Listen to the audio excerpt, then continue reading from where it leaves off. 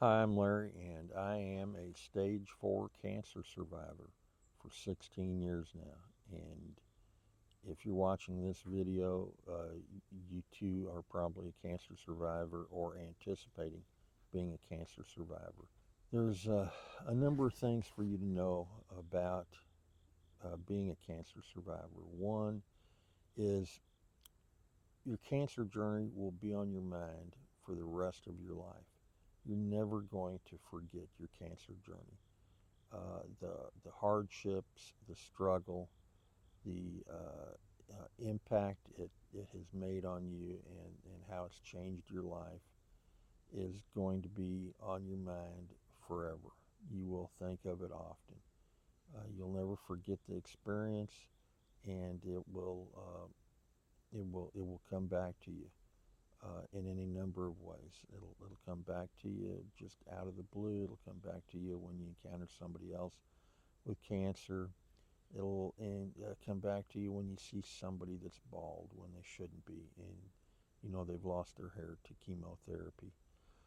Um, Another thing that will happen to you is you will have empathy towards cancer patients for the rest of your life because you were a cancer patient, and uh, we can all have sympathy, but only if we've experienced it can we have empathy. And you will have empathy for cancer patients for the rest of your life. And uh, do what you can to help them. Pray for them. Be an encourager. And because you know their struggle, you know what they're going through, you know what they're feeling, and those emotions run the gamut of fearing death to trying to get through the chemotherapy or the radiation therapy or both, and just day-to-day living can be a struggle. And encourage those cancer patients that you encounter for the rest of your life. You'll be inclined to do so. Be grateful to God for leading you through the valley of the shadow of death. Surviving cancer is an emotional struggle. It's an emotional journey.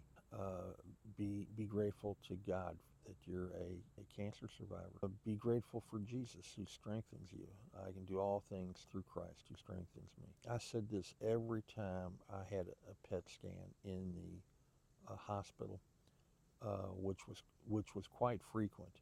Um, uh, Part of the problem was I was claustrophobic, and I'm a big guy. I didn't fit in the machine very well, and so I was wedged in there, um, tighter than a drum, and it took like 50 minutes for them to scan me, and that's a long time to be in there. And of course, if you are claustrophobic, that machine, when my cancer was in my face, and uh, when your head is in the machine, um, you can open your eyes, and it's like putting your hand right in front of your face. That machine is that close to you. And when you're wedged in there and you're all bunched up and you can't move, and of course you can't, you don't want to move for the machine. You'll mess up the imaging, but you also can't move because you're wedged in there. If you're a big guy like I am, and I used to say to myself all the time that I was in that machine, I would be saying to myself, "You can do all things through Christ who strengthens you." And I said that to myself over and over and over again, and I got lots of PET scans to get me through that challenge of getting those PET scans.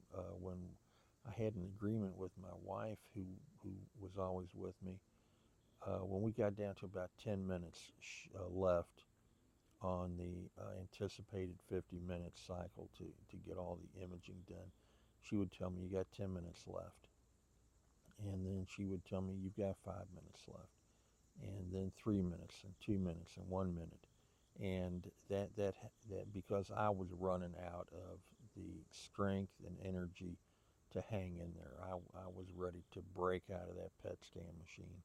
I'd been wedged in there and claustrophobic long enough. So She helped me get through those last 10 minutes by counting them down for me. Be grateful to all those who helped you through your cancer journey and pay it forward. Be grateful for the people that prayed for you, for all the Bible study groups, for all the Sunday school classes, for the churches, um, for all those who encouraged you on your journey with prayer cloths or prayer blankets or tokens or neighbors who cooked meals for you or somebody who might have cut neighbor that might have cut the grass for you, whether it's family that was helping you out or neighbors or colleagues or friends. Be grateful to all of them. Keep them in your prayers. Lift them up when they need it. Pray for them when they need it. That's how you can pay it forward. Their kindnesses that they showed to you, return those kindnesses to them as well as to others, including the total strangers. Um, I have shared in another video that when I had cancer, I shared that news with a friend of mine in California, which is 2,000 miles away from me. And I didn't know for several weeks that my friend had shared it with his Sunday school class and his church. And I had his Sunday school class and church praying for me every week. And so I had total strangers praying for me 2,000 miles away from me. And, I firmly believe prayers go up, blessings come down. I was able to work with some difficulty. I was able to work through most of my cancer treatment. And it was hard, it was challenging. But one of the customers I called on about once a week, um, I shared with them, it was obvious I was going through something. I lost my hair and I was struggling because I was low energy, but I was still getting my job done. And I shared with one of these customers that what I was going through, and she said that she would lift me up in prayer, and I was grateful. And when I saw her about once a week. When I saw her the following week, she shared with me that she had shared my need for prayer with her sister in Mississippi. Now, Mississippi, depending upon where you're going, is four, 500 miles to 800 miles away from me. And uh, again, I had total strangers. She shared it my need for prayer with her sister, and her sister took it to her church and to her Bible study group or her Sunday school class. And again, I had a whole bunch of strangers praying for me in Mississippi.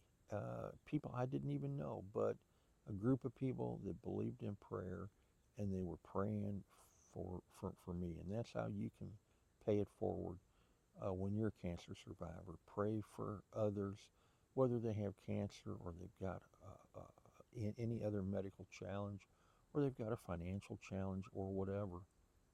Pray for them. And that's one way to pay it forward. The love that was shown to you, you need to share with others. The love that was shown to you, show that love to others.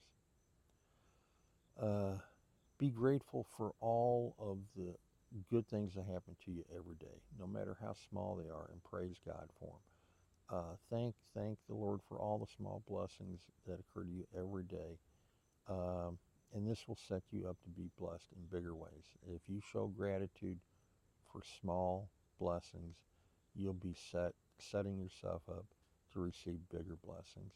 And the small things I'm talking about are as simple as no traffic delays in your morning commute, no traffic delays in your afternoon commute, coming and going to work or coming and going to school, a close-in parking spot, so that you don't have to walk so far. someone holding a door for you. Just the smallest of courtesies. The rain holding off so that you can get in the car without getting wet, so you can get out of the car and get to wherever you're going without getting wet. The fact that your family brings you joy, your children, your grandchildren, your great grandchildren. Be grateful that you have them. Be grateful for the fact that you can hear them laugh and see them run and play, and you can do things with them. Be be grateful for all these things. Be grateful when you feel the warmth of the sun on your face, or you feel the breeze on your face on a hot summer day. Just all those little things show gratitude for, for those little things. You'll again set yourself up for even bigger blessings. And finally, you you owe your caregiver big time. They suffered through your cancer journey, many caregivers every step of the way. If it was your spouse or a significant other, while you were worried about possibly dying from your cancer, they were worried just as much as you were about the fact that you might die. And not only were they fearful about losing you, they were fearful about what might become of them with you gone. In some circumstances, they had twice as much to worry about. They had to worry about you, and they were concerned about what life would be without you if you didn't make it.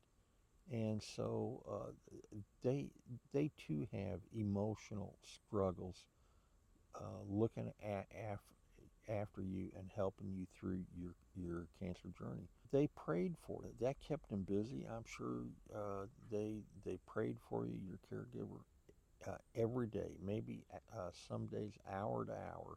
They cooked and they cleaned for you. They did your laundry. They provided transportation for you, getting you to and from your appointments. They helped you with your meds. They may have had to give you shots. They were there for you. My wife walked with me almost every day through my cancer journey so that I could get some exercise and so that I could sweat out the toxins of the chemotherapy. And she wasn't a walker. She exercised in other ways and more conventional ways, but I chose to get my exercise by walking. And she walked with me almost 2 miles every day.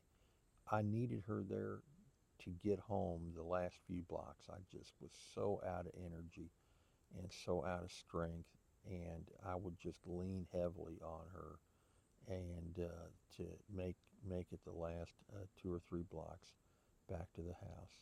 As far as spending time with you on appointments, my wife was my caregiver, and she would my chemotherapy took 5 to 6 hours. It was truly an all-day commitment, having to drive uh, uh, to a downtown hospital for chemotherapy and being there for 5 to 6 hours every time, which was essentially once a week. And then the drive home. It was an all-day commitment, and she was there by my side uh, throughout my chemo. You owe your caregiver a lot, and they were there for you when you needed somebody. For the bad times to help you through them, and they were there to celebrate the good times with you when you were having a good day and when you eventually overcame your cancer. That's certainly a day to celebrate. And they were just as run down and wore out and sleep deprived and everything else as you were during your cancer journey. Love got them through your ordeal. They loved you every minute through your cancer journey, and you need to be sure that you love them back just as much now that that cancer journey is over with. Not just don't love them until the cancer journey's over, because that cancer journey is still on your mind and will be for the rest of your life. You need to love your caregiver every every day of the rest of your life, because uh, you might not have been able to make it without their help. That's all I've got for you today. Be blessed. Congratulations on being a cancer survivor.